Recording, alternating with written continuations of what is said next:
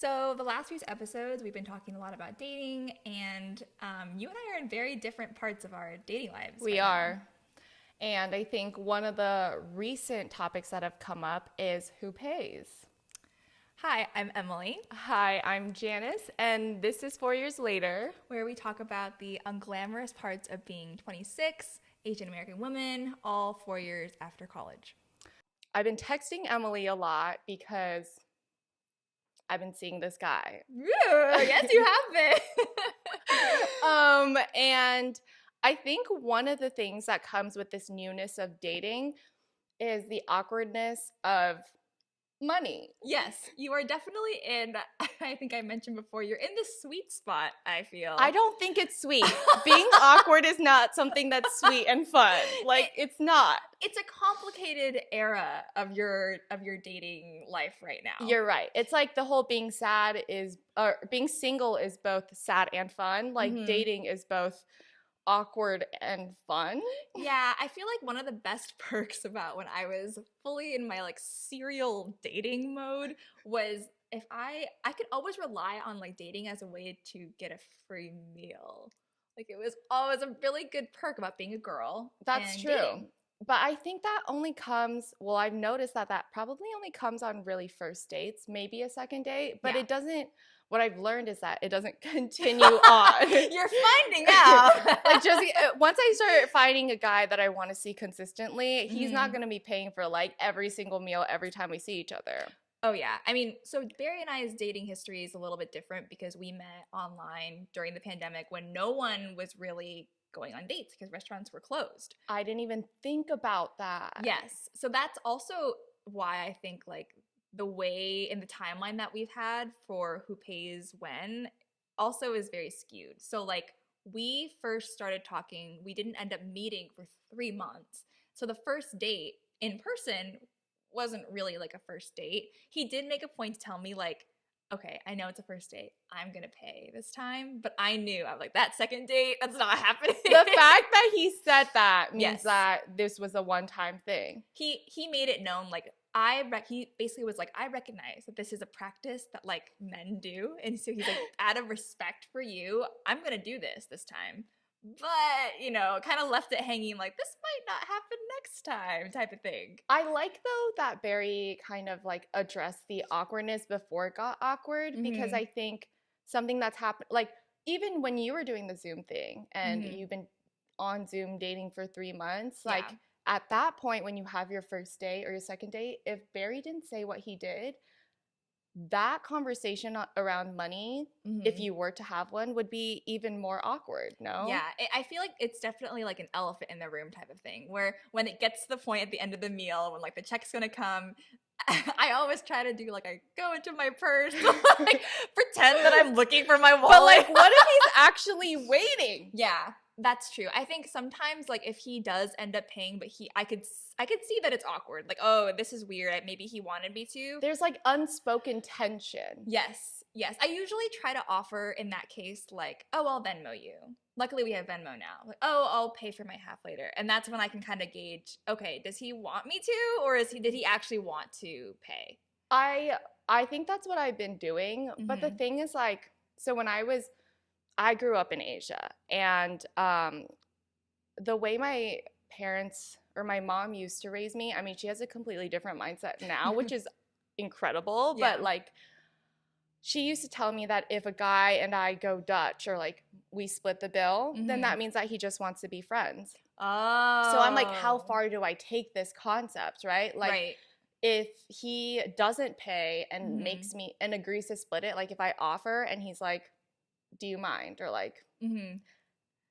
then I'm okay, are we just friends then? Because the act is gone. And that's why I've been freaking out over text to you. What does this mean? What do I do? And do you bring it up? Is this a conversation that I deliberately have to be yo, who's gonna pay? How do you want to do this paying thing and what does it mean? Or do I just kind of let it play out and see what happens? Okay, so I think that's a really good point that you brought up, that this is very much something that you grew up hearing, and this was sort of in the back of your mind all the time. And I think that's true. The whole going Dutch thing, if you're paying separately, if it's a first date. I feel like that is a signal on the first date, like, oh, we are friends. Like, we are splitting the bill like I would any of my other platonic guy friend relationships, right? Mm. I think if it starts out as he's been paying for 3, 4 dates, whatever it may be, and then it goes like, oh, do you want to split it? I think that to me shows like, oh, you guys are going, this is becoming more of a partnership. You're forming a relationship together. Okay. That's what I think about it. Yeah. I get what you're saying. It's just Mm-hmm. like so hard to wrap my mind Yeah. around it Mm-hmm. because for the past like 20 years of my life, Mm-hmm. even when I wasn't with anyone, my grandparents and my grandma would literally always say like he needs to take care of you, he needs to pay, Right. or else like no, because Yeah. that means that he isn't able to take care of you kind of thing. Right. But you brought up a good point that's like, Janice, you're both working and like if you're both the same age, it's not like Mm-hmm. he has a ton of wealth that's like Right. stored wealth than you Mm-hmm. do.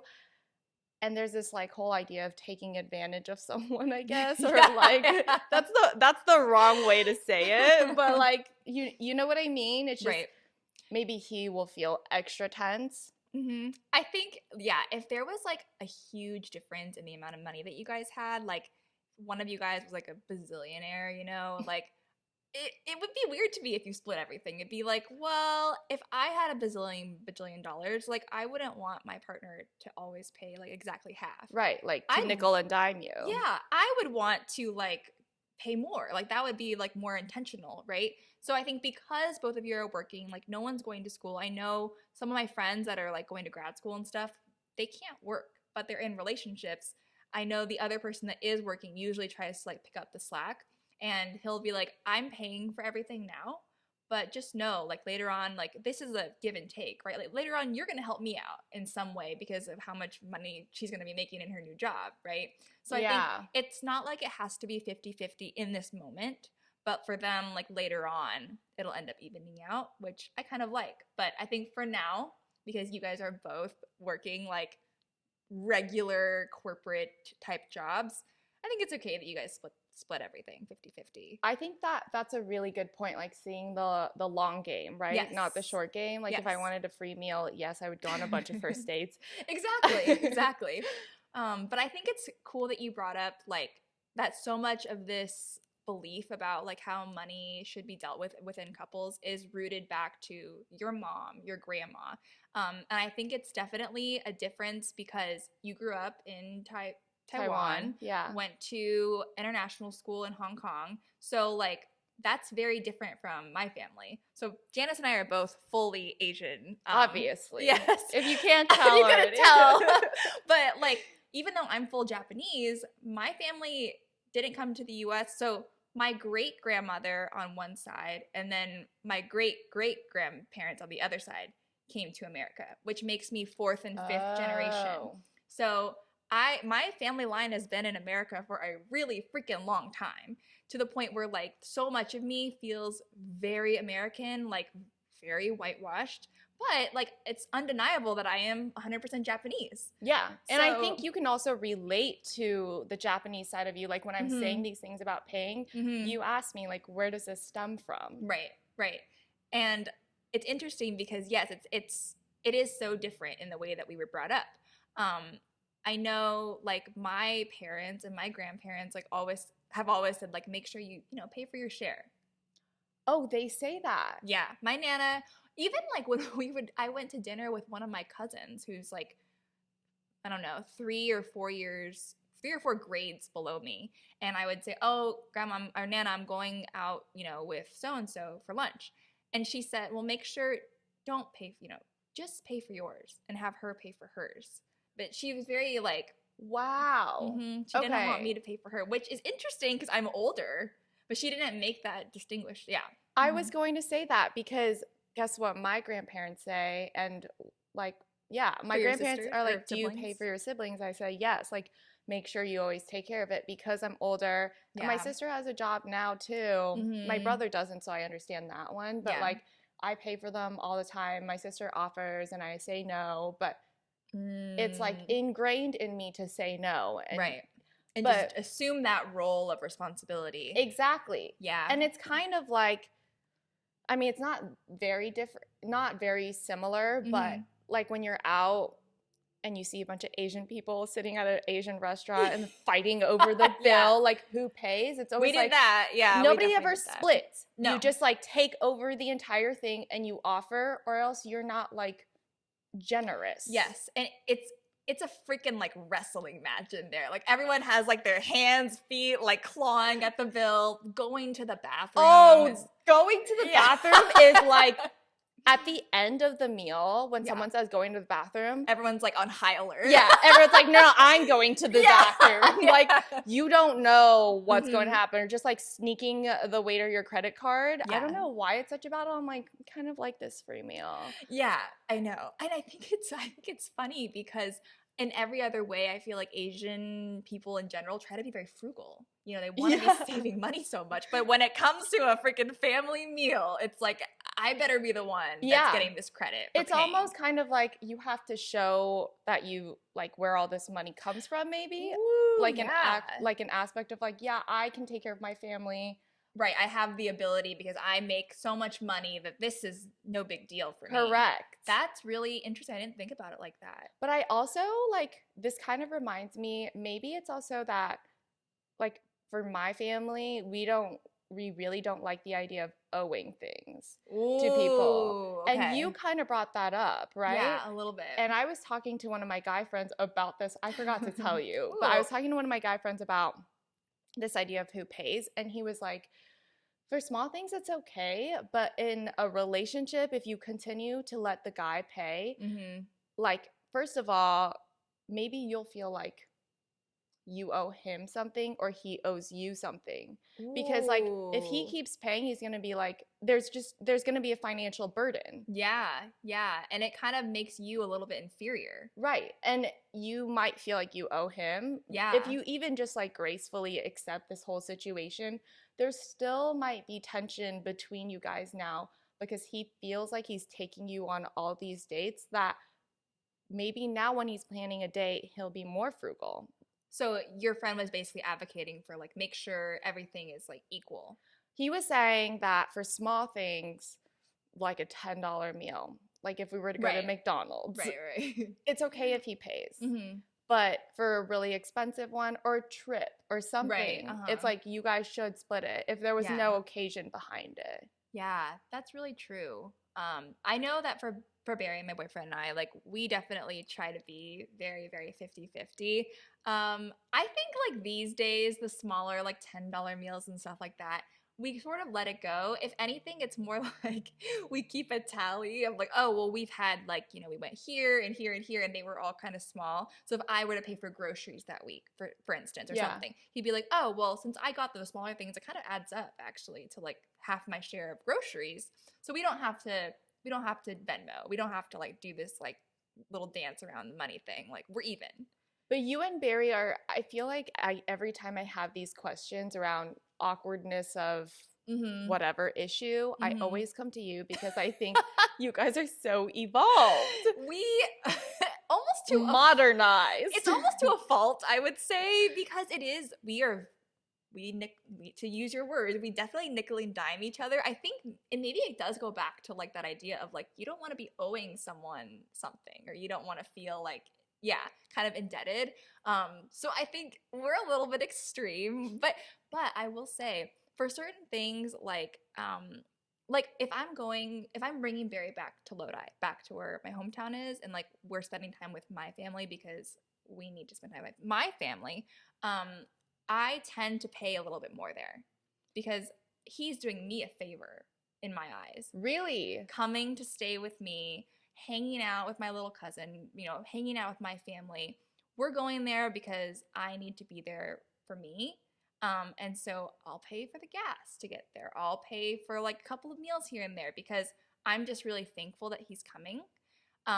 We're going to Vancouver in a couple of weeks to see his family for the very first time. He already told me, he's like, I'm going to pay for that trip. Like, I'm paying for everything. Very, yeah. So it's like, I was like not expecting that at all because we do 50-50 everything. But he's like, no, no, no. Like, that's going to be my anniversary gift to you. It's our 2-year anniversary. He's like, I've already decided.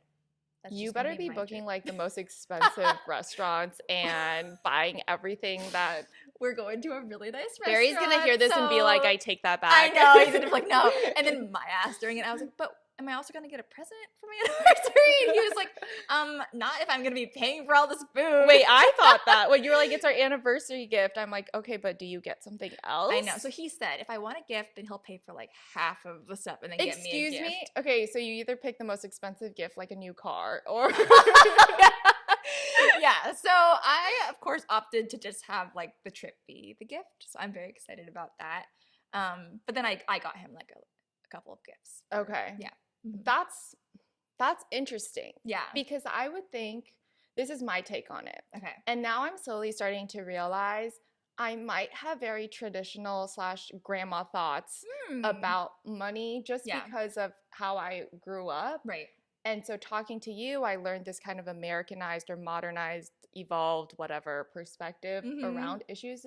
I didn't even think this was something I had to mentally correct. I know there are things that culturally sometimes I don't get, even though people don't really think that about me. But I didn't think this money issue would be one of them. I thought like all girls thought that. Well, I don't know if you should use the word correct, right? Because like whatever you believe to be true is like your truth.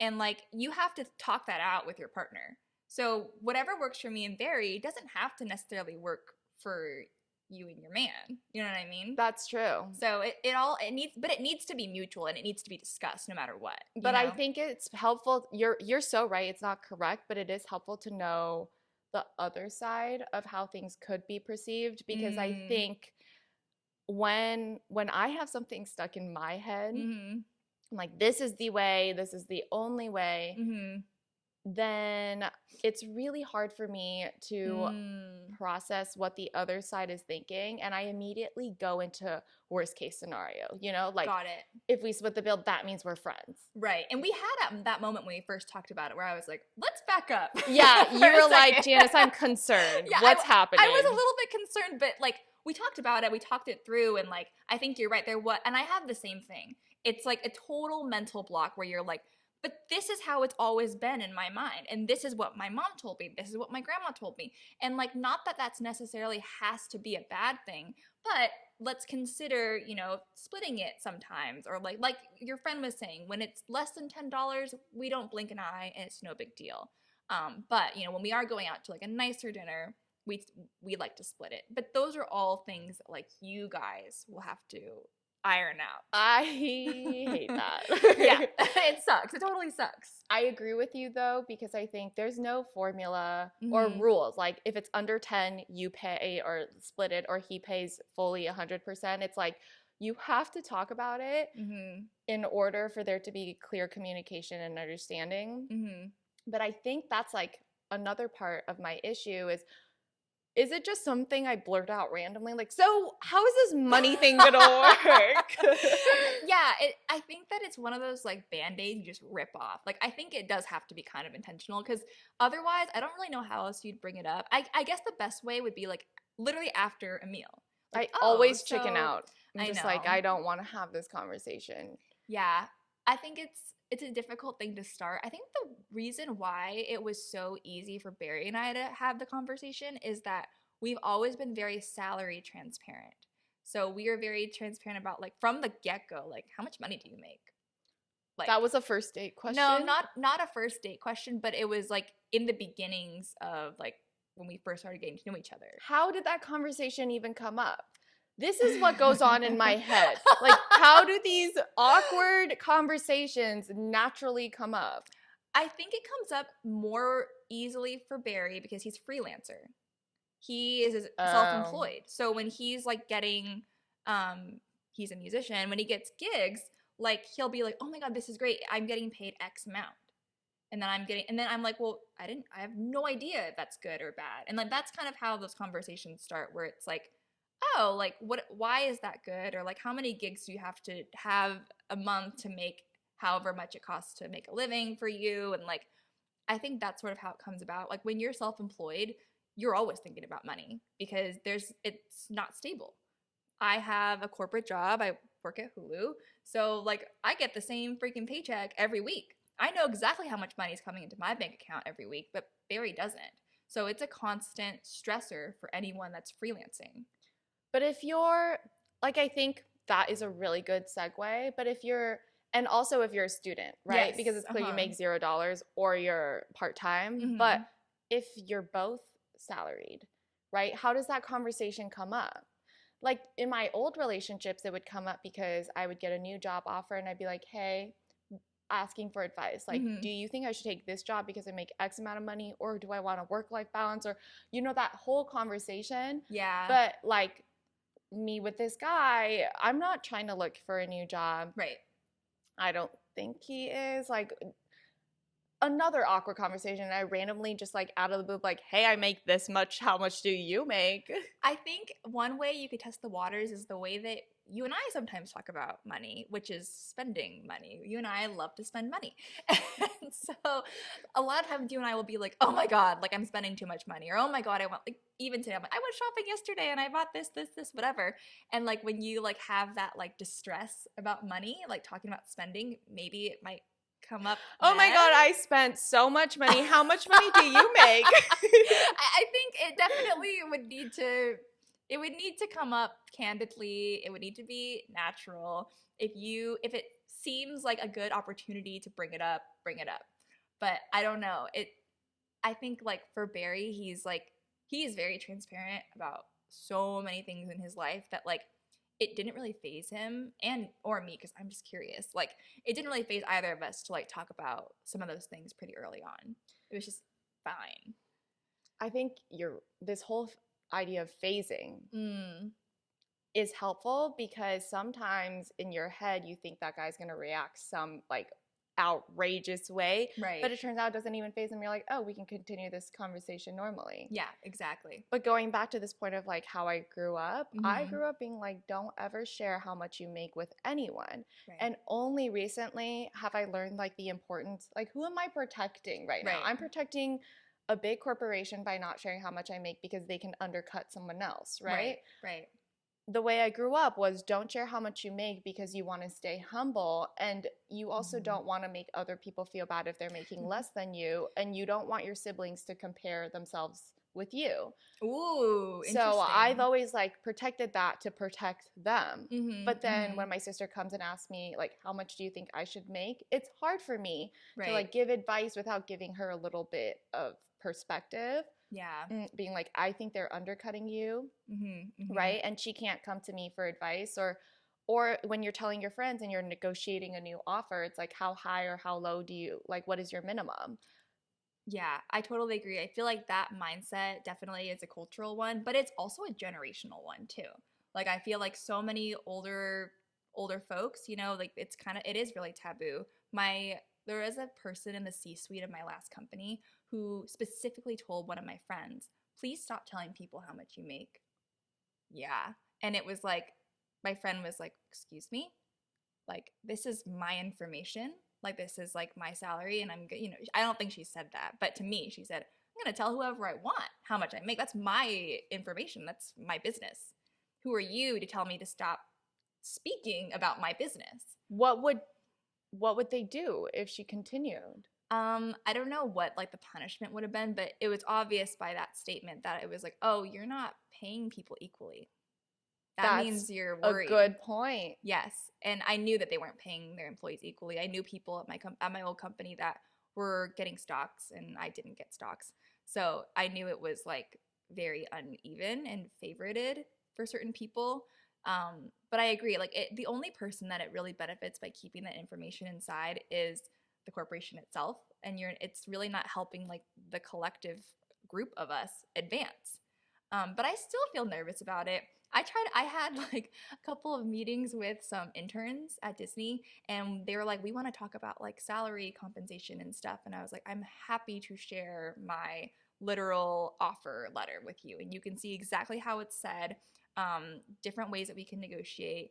But I feel like so much of that conversation, like you're saying with your sister and like anyone else that's like, I guess, below or like still starting out, it needs to come from us, right? Like it needs to come from the person that's like above you wanting to share information about their salary. it's really hard to ask, how much do you make? That is true. You know? I just always imagine, like, if I was telling my sister I make X amount, for her to feel bad about herself, right? Like, oh my gosh, I'm only making a third of what my sister makes. I must be less than. And I think that conversation, or we constantly compare ourselves. Yes. That is a really plausible conversation to have with yourself. Like, if I heard that you made 3 times more than I did, and you are the same age, like we're in similar roles, whatever it is, I'm going to be like, well, why am I less than then? Right, right. I think though that conversation is a short-lived conversation with yourself. That, oh my gosh, I'm comparing myself to this person. But by sharing that information at the end of the day, it's going to make that ceiling not as low for your sister or for someone else. That's a good point. And I think now my approach is to share people, like give people a range of where I make. So I'm like, you know what? This is about the range. So you can go and figure it out. I'm not going to give you the exact number, but that way you know what you want to expect.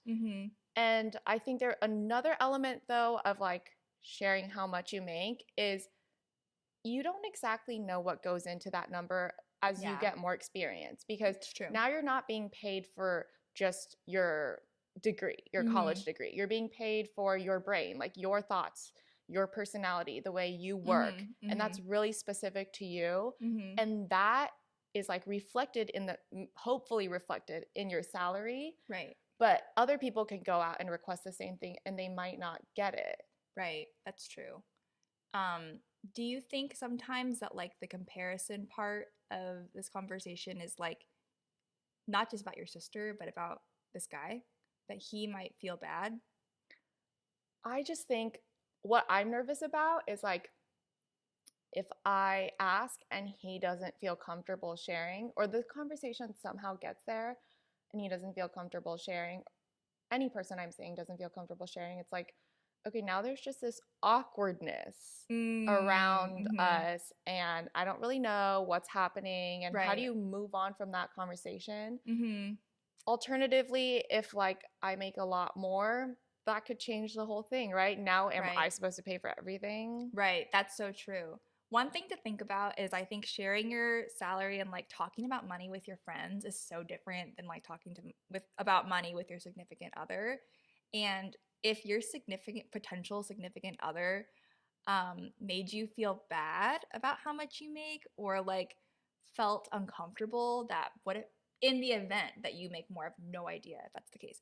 If you do make more than him and he felt bad, red flag. I agree, but I'm not saying he felt bad. Like, what if he just doesn't want to share? If he doesn't want to share, then I feel like that relationship isn't going to advance. Because I want Barry to make as much money as he possibly can. I want him to be so successful. So I want to help him, give ideas, like be able to talk really freely about like decisions that he's making for different gigs that he might choose. He involves me in all of those conversations. It's something we talk about every day. And we talk about my finances all the time too. Like I mentioned before, I have an Airbnb, I have to pay taxes on, I have insurance bills. Like I talk about money for myself all the time too.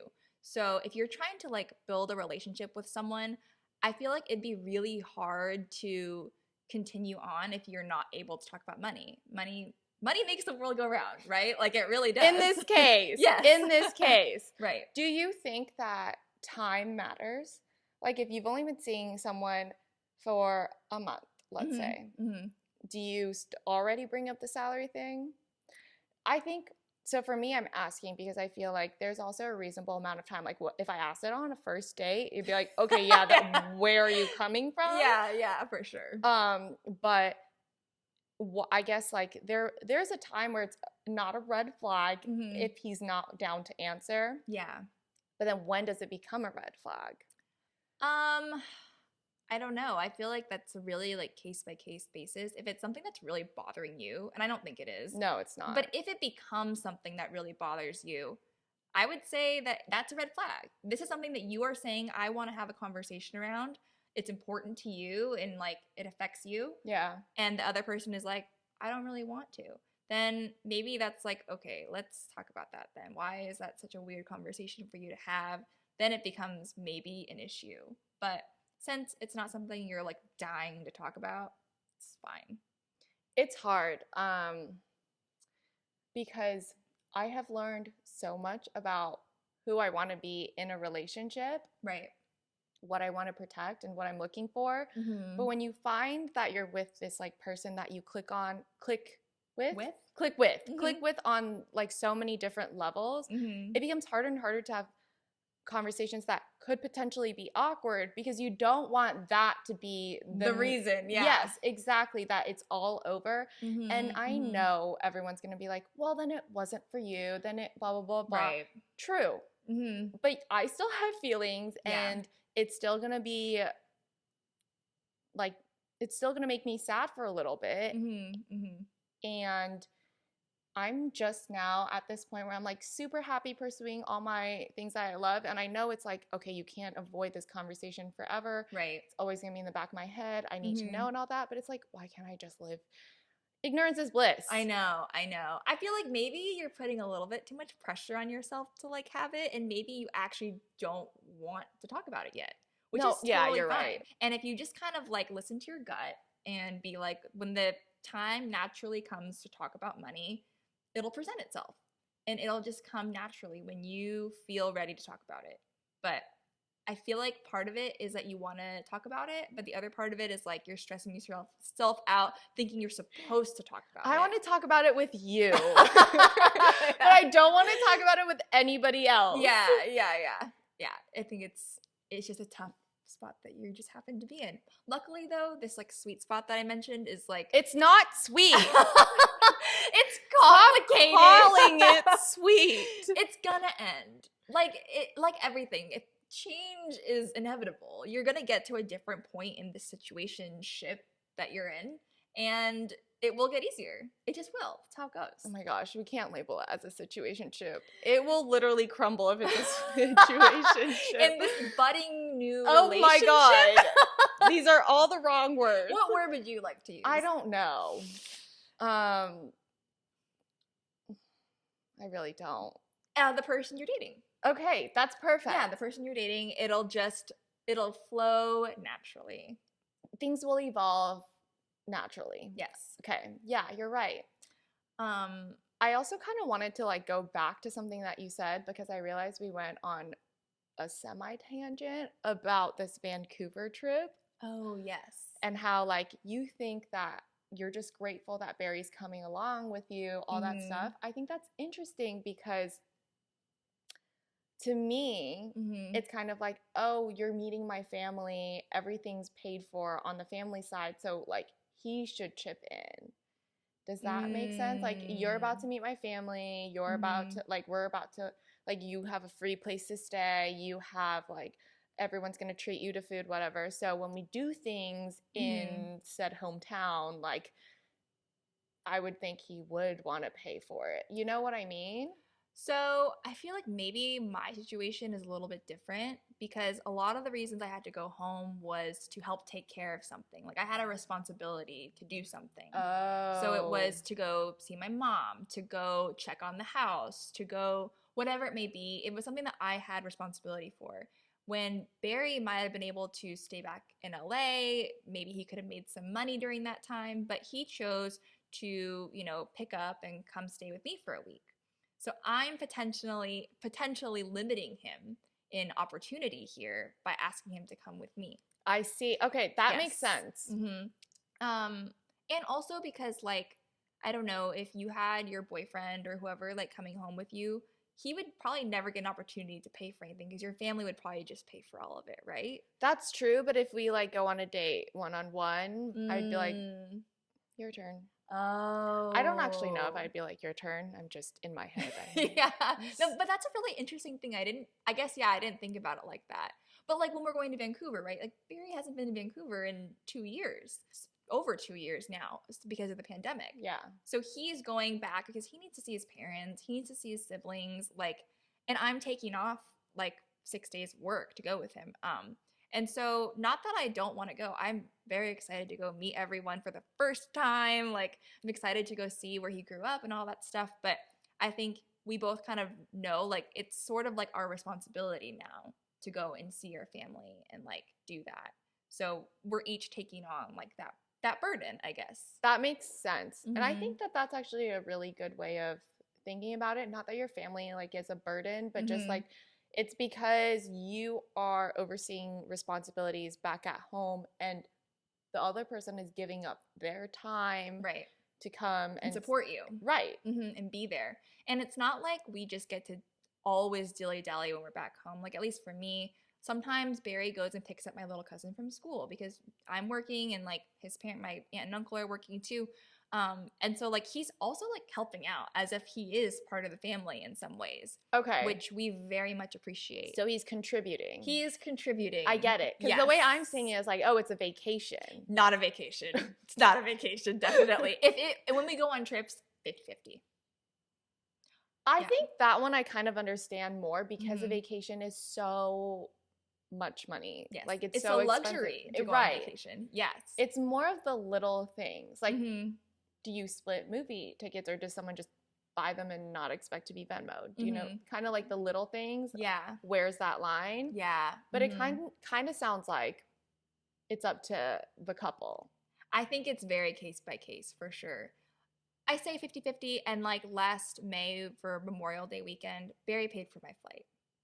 That's so nice. Yeah, and I didn't ask for it. He was just like, I have these points, like, and I want us to go on a trip, so I'm going to pay for your flight this time. Maybe I think that's a really good point that you brought up, that it's like you're not taking the other person's money for granted. And when they decide to treat you, you know it's a moment and you know what that means. I'm grateful for it. Yeah. Right. And you can see that more because he's not always paying. Right. That's true. The gesture shows more. Oh, yeah. I was like, oh my gosh, like, okay, like that's really nice.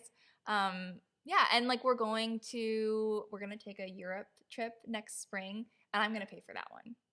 You're going to pay for the whole Europe trip? I'm paying for the flight, I think. That's a load. We're going to thank my grandma for that inheritance. So cute. Yeah. So that's not really my money, but I'm going to use my grandma's inheritance to That's go a really towards nice trip. gesture, though. Yeah, I think so. That's probably what my grandma would have wanted us to do with it. So we're just going to take grandma-sponsored trips for the next couple of years.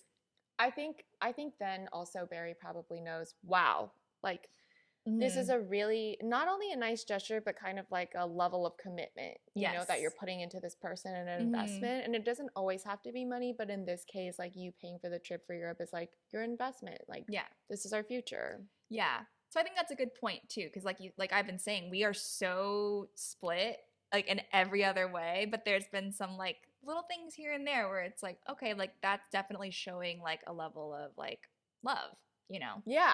Expression of love, I guess. So I'm glad we talked about all of this because I really do feel better. Good. I think like the takeaway from all of this is just like, no, I'm not ready, but like it shouldn't have to be such an uncomfortable, big topic to talk about. Like when the moment presents itself, just be natural and like see where the conversation goes and not be afraid. Yes. Money isn't supposed to be scary. It's something we all deal with, and it's a big thing. It is a big thing, but you're right. It's not something we should be scared of. Like even in our jobs and sharing our salary, it's like not something that we should shy away. Agreed.